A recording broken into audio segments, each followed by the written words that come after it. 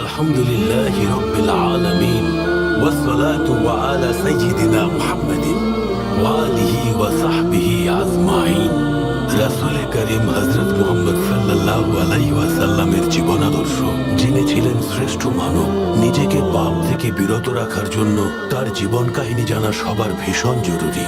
হযরত মুহাম্মদ সাল্লাল্লাহু আলাইহি ওয়াসাল্লাম ইবনে আব্দুল্লাহ ইবনে আব্দুল মুত্তালিব ইবনে হাশিম ইবনে আব্দে মানাফ ইবনে কুসাই ইবনে কিলাব ইবনে মুর্রাহ ইবনে কাব ইবনে লুই ইবনে গালিব ইবনে ফাহার ইবনে মালিক ইবনে নাদর ইবনে কিনানা থেকে শুরু করে আদনান পর্যন্ত, এবং তার অনেক বছর পর আল্লাহর প্রিয় বান্দা সাইয়্যিদিনা ইসমাইল আলাইহিস সালাম, যিনি সাইয়্যিদিনা ইব্রাহিম আলাইহিস সালামের পুত্র, তার কাছে পৌঁছায়। বলা হয়ে থাকে আব্দে মানাফের পুত্র হাশিম একজন সুদর্শন এবং সাহসী মানুষ ছিলেন, আর তিনি অনেক সম্মানও অর্জন করেছিলেন। অন্য ভাইদের মতো তিনিও বণিক ছিলেন।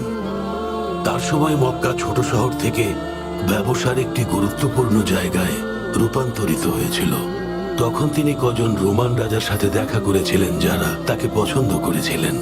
তিনি তখন রোমান ভূমিতে কুরাইশ বংশের জন্য ব্যবসার অনুমতি চেয়েছিলেন, আর পেয়েও ছিলেন।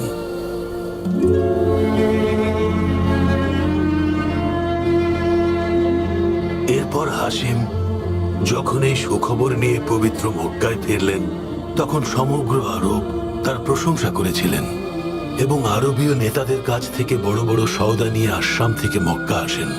কুরাইশদের দুটি ব্যবসায়িক ভ্রমণ হয়, সেই বর্ণনা পবিত্র কোরআনুল কারিমে আছে। হাশিমের ভাইয়েরাও তার পথেই হাঁটে।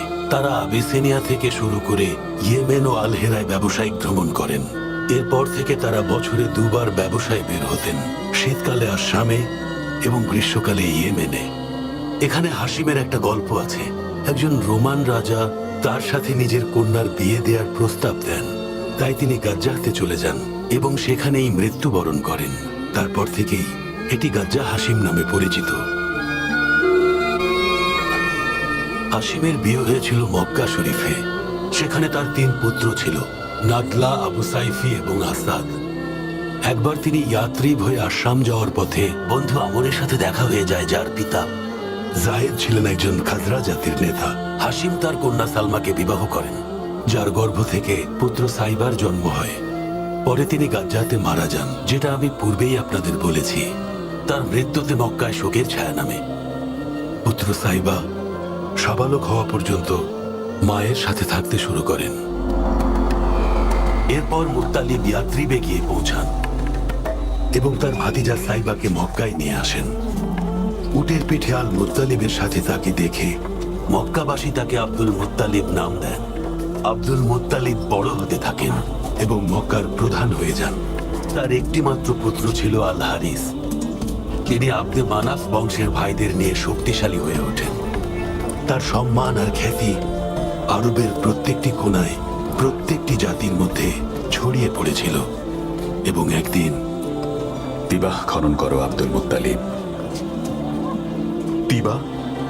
কি এই তিবা? বোররাহ খনন করো।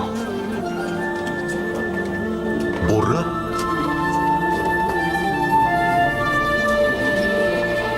আল মাদমুনা খনন করো আব্দুল মুত্তালিব। কি এই আল মাদমুনা?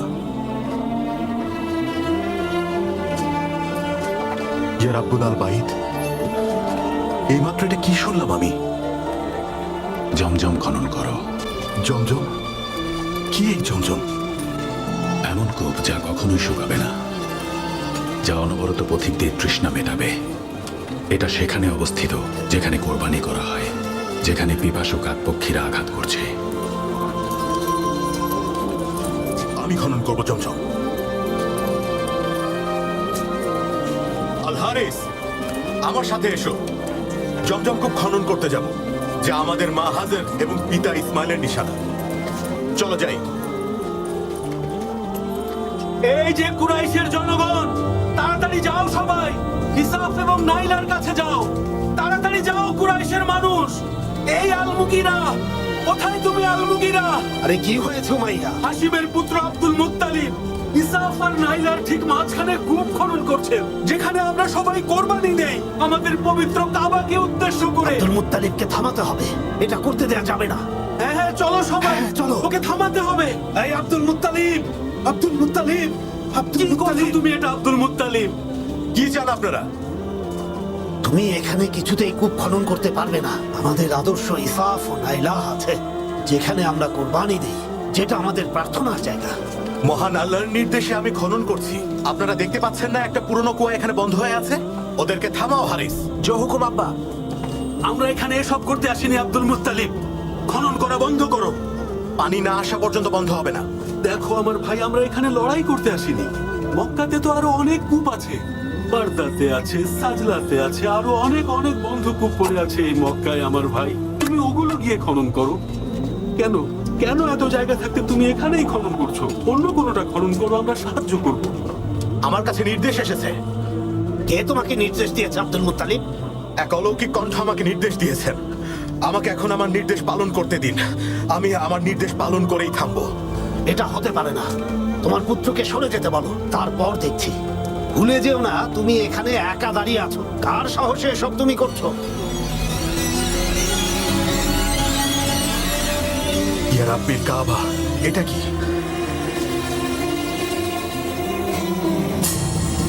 এটা কি কোন মরিচিকা নাকি নাকি এর নিচে পানি আছে? কোথায় তোমার পানি আব্দুল মুত্তালিব?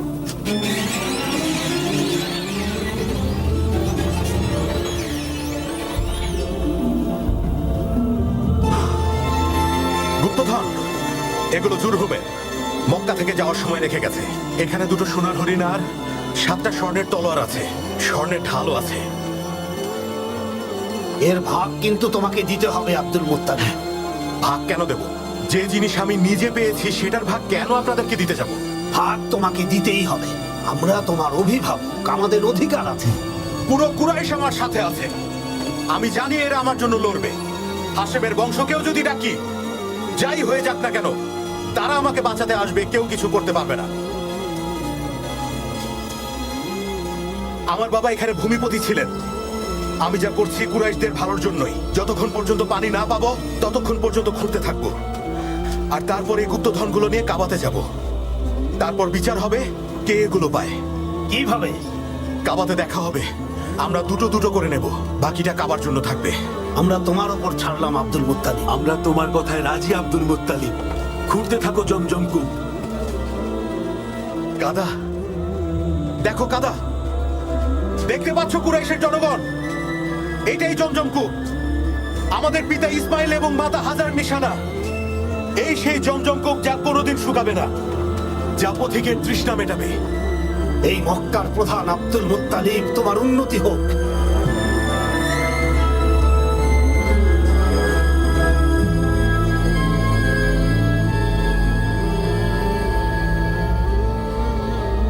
এরপর আব্দুল মুত্তালিব জমজম থেকে গুপ্তধন নিয়ে কাবাতে চলে গেলেন, যেখানে ভাগ্যের পরীক্ষা হয় তীরন্দাজের দ্বারা। এরপর সেখান থেকে তিনি দুটো সোনার হরিণ জিতে আল কাবার দরজায় লাগান এবং স্বর্ণ দিয়ে পবিত্র কাবার তালা চাবি বানান। এরপর আব্দুল মুত্তালিব কূপ খননের সময় নিজ বংশের মানুষের ব্যবহার দেখে দোয়া করেন, আল্লাহ তাআলা তাকে 10টি পুত্র সন্তান দান করলে তিনি একটি পুত্র কুরবানি করবেন। তার স্ত্রী সুমরা আল আমিরিয়ার পর আব্দুল মুত্তালিব 4টি বিবাহ করেন, যাদের ঘরে 10টি সন্তান জন্ম নেন। যখন 10টি পুত্র সন্তান হয়, তখন তিনি কোরবানির জন্য ভাগ্য পরীক্ষা করলেন পুত্র আব্দুল্লাহর, যিনি নবী মুহাম্মদ সাল্লাল্লাহু আলাইহি ওয়াসাল্লামের পিতা ছিলেন এবং 10 পুত্রের মধ্যে সবচেয়ে প্রিয় ছিলেন। এই যে মাসুম পাখিগণ, আপনাদের সন্তান, তাকে বাঁচান। আব্দুল মুত্তালিব তার সন্তানের কোরবানি দিচ্ছেন। ওর মাথা খারাপ হয়ে গেছে। চলো তাড়াতাড়ি। জমজমের কাছে নিয়ে গেছে। তাহলে এটা পুরো কুরাইশ বংশের রীতি হয়ে যাবে। তাড়াতাড়ি চলো, তাড়াতাড়ি চলো। পিতার প্রতি তোমার আনুগত্য দেখে আমি মুগ্ধ আব্দুল্লাহ। না, এটা করবেন না আব্বা। দয়া করুন, ছেড়ে দিন ওকে, ছেড়ে দিন ওকে। নিশ্চয়ই আল্লাহ তাআলা অন্য কোনো পথ দেখাবেন। আমি শপথ করেছিলাম, আমি এখন আমার শপথ ভাঙতে পারি না বাবা। হে আব্দুল মুত্তালিব, হে মক্কার প্রধান, এমন করো না, করো না এমন। না, অনর্থ করো না মক্কা এটা প্রধান। করবেন না মক্কা প্রধান। তাহলে আমার শপথের কি হবে কুরাইশগণ? হে আব্দুল্লাহ, আমার বোন ফাতিমার পুত্র, স্বয়ং আল্লাহ তাআলা এই কোরবানি হতে দেবেন না। আমার শপথ, যদি আমার শপথ ভাঙি তাহলে আমার নাম আব্দুল মুত্তালিব না। না আব্বা, না, ও আমাদের সবচেয়ে প্রিয় ভাই আব্বা। এটা করো না আব্দুল মুত্তালিব, ও আমার সন্তানের মতো, আর তোমার তো নিজের সন্তান। দাঁড়ান, এই জুবাইর, আর তুমি হারিস, এই আব্দুল মানাফ, কিছু করো, কিছু করো তোমরা। হে আব্দুল মুত্তালিব, তুমি যদি এখন নিজের পুত্রকে কুরবানি করো তাহলে তা কুরাইশ বংশের রীতি হয়ে যাবে। তুমি তো আমাদের জন্য উদাহরণ। আল্লাহর দোহাই, আল্লাহর দোহাই আব্দুল মুত্তালিব, তুমি থামাও এটা। এর বদলে কি চাও বলো, আমরা আমাদের সমস্ত সম্পদ দিয়ে দেব। এটা করো না। আপনারা কি বলেন কুরাইশগণ? এখানকার প্রধান আব্দুল মুত্তালিব কি কখনো তার দেয়া ওয়াদা ভঙ্গ করতে পারে? তার কাছে দেয়া ওয়াদা যিনি আমাকে পথ দেখিয়েছিলেন জমজম কূপ খনন করার, সেই জমজম যা মানুষের তৃষ্ণা নিবারণ করছে। শোনো সবাই, চলো আমরা আল হিজাজে যাই। ওখানে একটা উপায় হবেই। ওখানে একজন আছে যার কাছে জিন থাকে। তিনি যদি বলেন যে কোরবানি দাও, তাহলে দিয়ে দিও। কিন্তু এমনও তো হতে পারে উনি আমাদেরকে অন্য কোনো উপায় বলে দেবেন, তাহলে সেটা মেনে নিও। আল্লাহ সাক্ষী আছেন, আব্দুল্লাহ আমার সবচেয়ে প্রিয় পুত্র।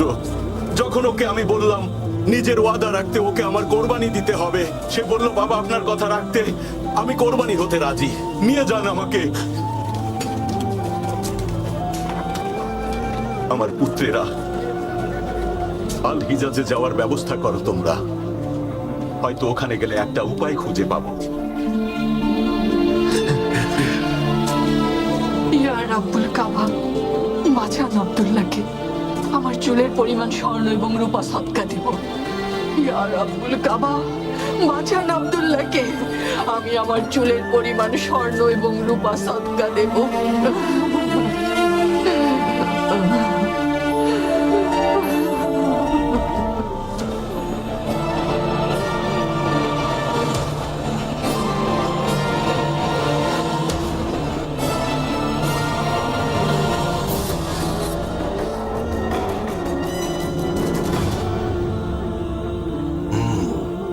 আমাকে বলো আলকালিস গির্জার কাজ কত দূর এগুলো?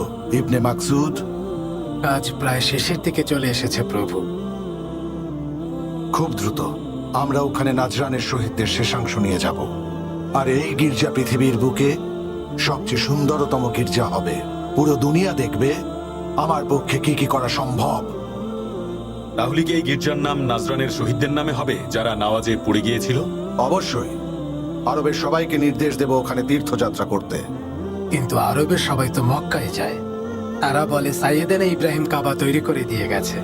কাবাকেই পবিত্র মনে করে, সেজদা করে, আর ওখানে মূর্তি পূজাও করে। এখন আরবীয়দের বিশ্বাস করানোর সময় এসেছে খ্রিস্টানি পবিত্র ধর্ম। যেমন নাজরানের লোকেরা ঈমান এনেছে, সেই নাজরানে যারা শহীদ হয়েছেন তাদের একজন আমাদের দাদা আল হারিথ। তাড়াতাড়ি কাজ শেষ করো, আমি দেখার জন্য অধীর হয়ে আছি। কাজ শেষ করার সাথে সাথে আমি আরবীয়দের ওখানে তীর্থ করার নির্দেশ দেব। কিন্তু প্রভু আপনি এটা কিভাবে করবেন বলুন তো? আগে কাজটা শেষ হোক, তারপর তোমাদেরকে বলবো।